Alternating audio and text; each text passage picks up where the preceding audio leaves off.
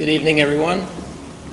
By training, I am a physicist. I came to Williamsburg in 2001 to pursue graduate school at William & Mary, and the job at Jefferson Lab has kept my family and I here ever since.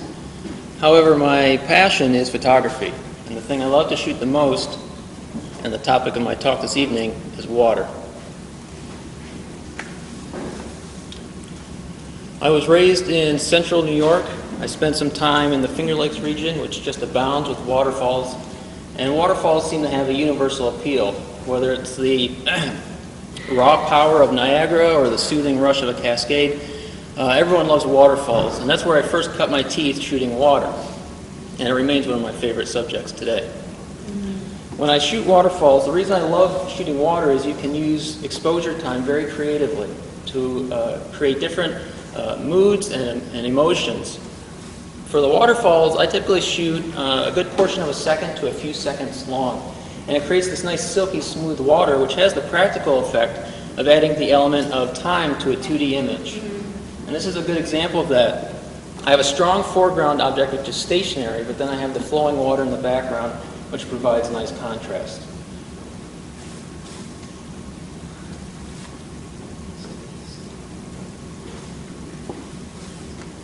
Sometimes it's more interesting to focus in on the details rather than reveal the whole, as I've done with these three examples.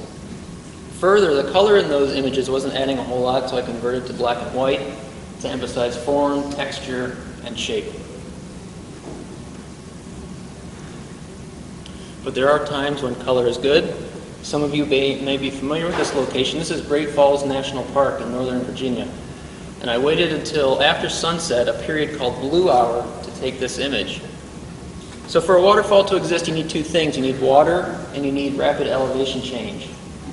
Here in Hampton Roads, we have plenty of water. We have no elevation change. So a few years ago, I started shooting water a little bit differently in this area. Rather than shooting several seconds, I use a special filter that allows me to shoot for several minutes. Okay? So what happens over the course of several minutes is if there's any motion in the water, ripples, waves, whatsoever, they're completely washed out. And it's a little jarring at first because if you take a snapshot with your camera, usually the sense of motion comes from the water and the sky is still. Here the complete opposite is true. If there's any motion in this image, it's usually from the clouds moving in the sky rather than the water.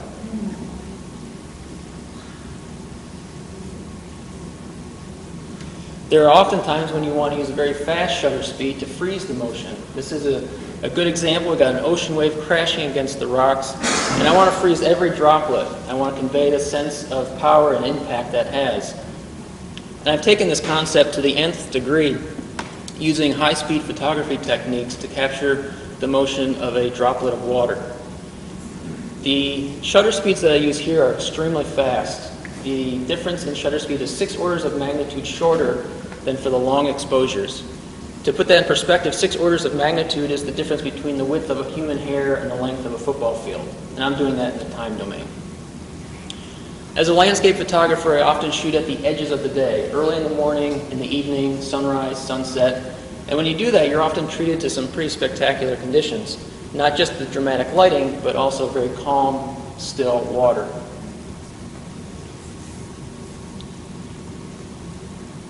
And of course, if you do this often enough, you get up early enough, you're bound to see some pretty majestic sunrises. The image on the top, many of you are probably familiar with that, that's in the Outer Banks. And the image below is from the eastern shore of Maryland. Both sunrises are great on their own, but the water adds an extra element to each photograph. This was a hazy, hot, humid July in eastern Maryland. We all know what this feels like if we've lived in Virginia for any amount of time. And at sunrise, you know that you can look directly at the sun and it creates these amazing hues in the sky. And the great thing about water is that it reflects that and transmits those colors throughout the image. This is one of my more abstract takes on a sunrise. This was in the Outer Banks. I didn't have a strong foreground object, and so what I did during the course of the exposure is rapidly pan the camera from right to left, and it creates these layers of color from the horizon to the ocean, and then the horizon reflected in the water once again. I love water because of its reflective properties. Whether you're looking for that mirror-like reflection in the upper left, But there's also effective ways of using motion in the water to reflect color, like in the upper right, where I'm picking up the fall foliage in upstate New York during the peak of the colors. Very impressionistic feel. Let's consider now how water interacts with the environment. On the left there's a pond, but it's not prominent. What's prominent is the mist and the frost-covered reeds as a result of the temperature plummeting the night before. On the right we see an incoming rainstorm as seen from Skyline Drive, and below that is a very foggy, misty morning on the river in Maryland. Here's a drastic example of how water interacts with the environment. This is the Colorado River carving out a horseshoe bend. This is Horseshoe Bend in Arizona.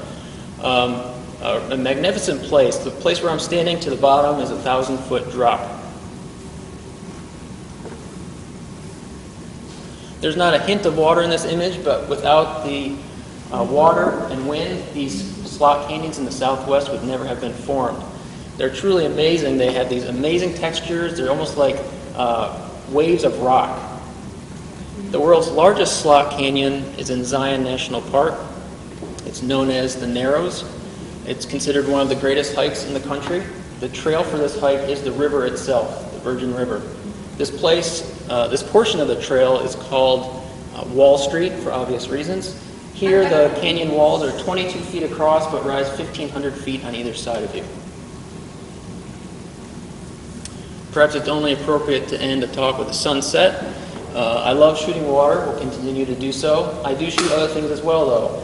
I spent some time in the Southwest where I pretty much shot rocks for a whole week. So I invite you to check out my webpage and see my images. Thank you very much for your attention.